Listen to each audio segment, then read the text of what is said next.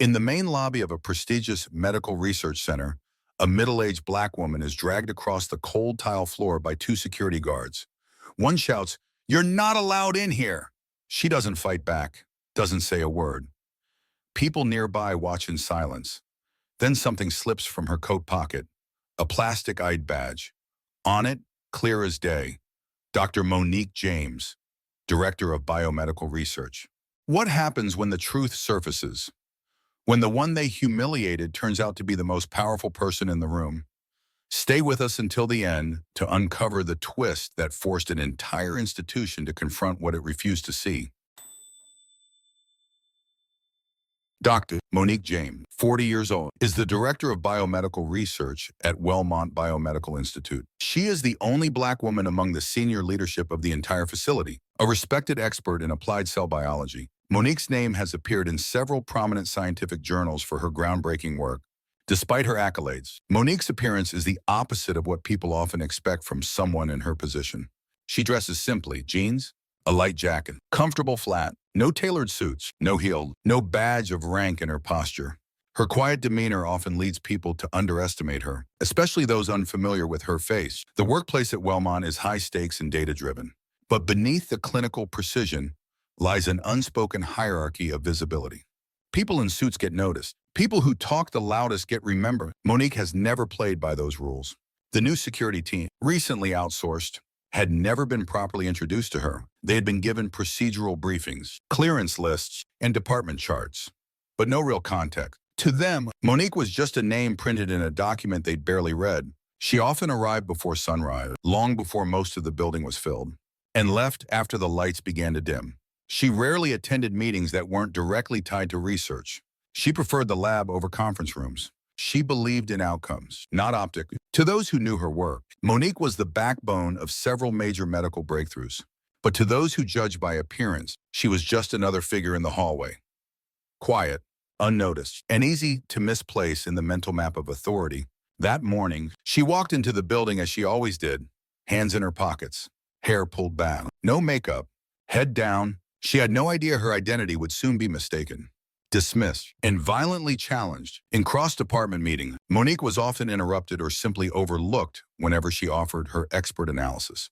Her points, backed by data and years of clinical research, were met with silence, then rephrased moments later by someone else, who would receive nods of agreement. One team leader once commented behind closed doors, "She's smart, no doubt, but she lacks that executive presence." It was said casually, like an afterthought, yet it echoed in the way others began to treat her, like someone capable, but not quite fitting the mold. A security guard once joked to a colleague, "That lady's a doctor." "Really? I thought she was maintenance or tech support." It wasn't the first time someone questioned her title based solely on how she looked, or more precisely, how she didn't look like what they expected a director to be. At the VIP lounge, she walked in to review a visiting research team's credentials. The receptionist didn't greet her. Instead, she looked her up and down and asked, "Do you have an appointment?" No eye contact, no recognition. Despite being the primary approver for department-level research grants, many contractors and external partners continued to CC her subordinates in emails, directing key messages to those they assumed were in charge. Monique often had to forward the same emails back with her own responses highlighted. When walking with white colleagues, people greeted them first, then her, sometimes. Not at all. The pattern became clear, not rude, but selectively polite. Like their eyes scanned the room in a certain order, and she was never first. For the regional research conference, Monique's department submitted a breakthrough in therapeutic modeling, a project she had designed and led. The speaking slot went to her junior analyst. She was thanked at the end as part of the leadership team. Monique understood, more clearly than ever, that it wasn't her qualifications they doubted, it was her appearance. Her skin, her silence, her refusal to dress or act like what they expected from someone with power. She didn't lack authority, she simply didn't perform it in the way they were used to. These moments weren't loud, no one shouted, but they stacked quietly, like bricks building a wall around the room she was supposed to belong to. Monique submitted a formal internal memo, calmly suggesting that leadership evaluation should not be based on appearance or assumed presence, but on measurable impact and proven results. She added a proposal to revise visual protocols used in identifying department leads during interdepartmental operations. The tone was respectful, professional, and grounded in data. The response came a week later. A bland, HR-authored statement. Thank you for your feedback. The committee will review current procedures at a later date. No timeline, no names, no next step. Later that month, a department head privately responded to her, "You're a brilliant researcher, Monique. But honestly, you should focus more on science and less on making things political." It wasn't said with malice, but with condescension. Like her observations were disruptive instead of constructive. At a team meeting, when Monique suggested updating lab coats with clearer identifiers for department heads, one senior doctor chuckled and said, "We're not here to do fashion shows." A few laughed. Monique didn't. 2 days later, she checked the list of speakers approved for the upcoming grant review board. Her name was missing. She had drafted the entire proposal, but the presentation slot had been quietly reassigned to someone else closer to communications.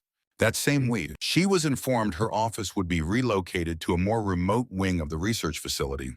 The reason? Space optimization. Yet no one else from leadership was asked to move. The new space was smaller, colder, and shared with 2 junior staff. On the internal feedback system, where department heads flagged operational concerns, her submissions were no longer marked. Prioritized. Some disappeared entirely after submission.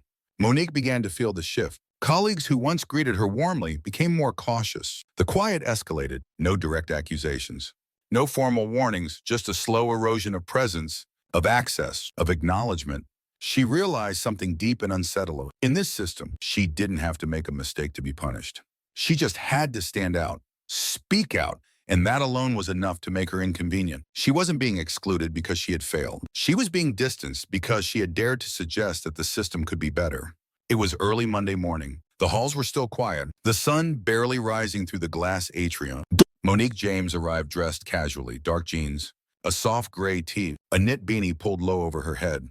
She was headed to the new lab wing to run a systems check before her team arrived. She swiped her badge at the main entrance, but the reader flashed red. Access denied. She tried again, same result. Before she could reach for her backup key card, 2 security guards approached. One was new, the other younger. "Ma'am, you can't be here," the taller one said, blocking her path. His voice wasn't loud yet, but it was already tense. "I work here," Monique replied calmly, beginning to open her purse to show ID, but the second guard grabbed her wrist. "Step away from the door."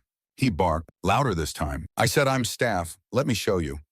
"No, ma'am," the taller one interrupted, now gripping her other arm. "You're not allowed in this wing. We've had reports of unauthorized access." Then, without waiting for her explanation, they pulled her back from the door. She didn't yell, didn't fight, but her steps dragged as they forced her across the floor.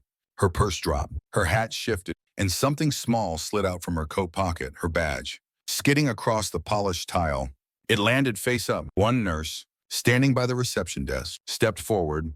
Her voice shook. "Wait, stop. That's Doc Monique James. That's our department head." The entire lobby froze. The guards hesitated. Then both looked down at the ID card, their expressions turning pale.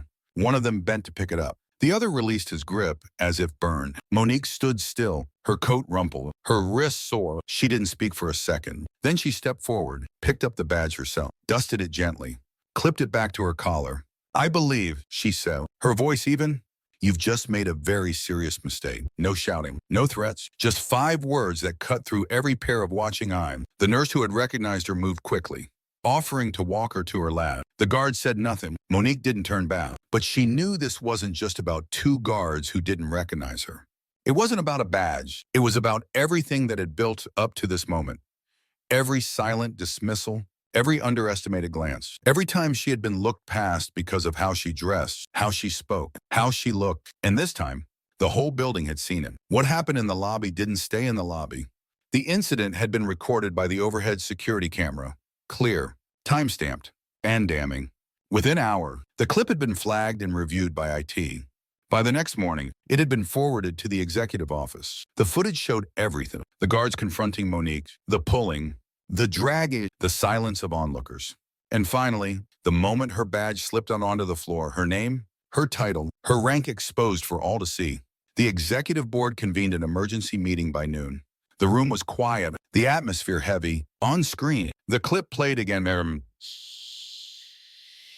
this time in front of department heads, compliance officers, and the legal team. A board member who had once worked with Monique on a major genome editing project spoke first.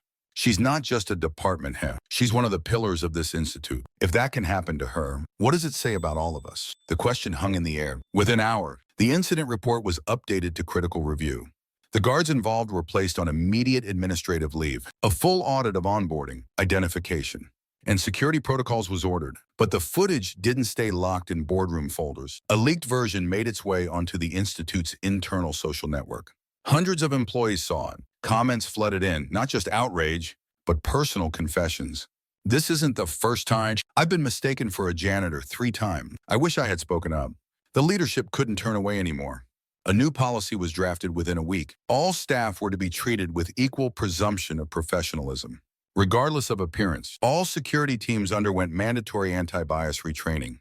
Signs were updated. Dress code assumptions were publicly challenged. And Monique, she didn't ask for a public apology. She didn't go on a press tour. She simply went back to work, head high, lab coat on, focus intact. But one morning, as she arrived early again, the CEO himself waited for her outside her office. "I can't undo what happened," he said, "but I can say this: we need you now more than ever. Not just for the science, for what you've reminded us this place needs to be." She nodded once, then opened the door. Nothing flashy. No headlines, just a quiet correction. But it rippled far beyond the floor where it started. A month after the incident, Monique stood at the podium of a national biomedical conference. The room was filled with researchers, administrators, policy leaders. Her keynote, Building Leadership Beyond Assumptions. She didn't speak with fire. She didn't dramatize. She spoke clearly, calmly, with lived experience. She talked about data, yes, but also about doors that don't open when your skin or your silence speaks first. The room listened, really listened. Her speech was quoted in several major medical journals and circulated among HR forums nationwide. Institutions began referencing her insights in leadership training modules. She had simply told the truth, and that made people rethink everything. Soon after, Monique was invited to serve as an advisor to a National Council on Racial Equity in Healthcare Administration. She accepted, not for prestige, but because she knew what it felt like to walk into a room and be doubted before a word was said. Back at Wellmont, things were shifting. A new multicultural leadership advisory board was formed. Monique was named its lead architect. The board wasn't symbolic. It had power over hiring practices, policy review, mentorship program. The goal wasn't just inclusion, it was real transformation. Monique didn't become a symbol because she shouted.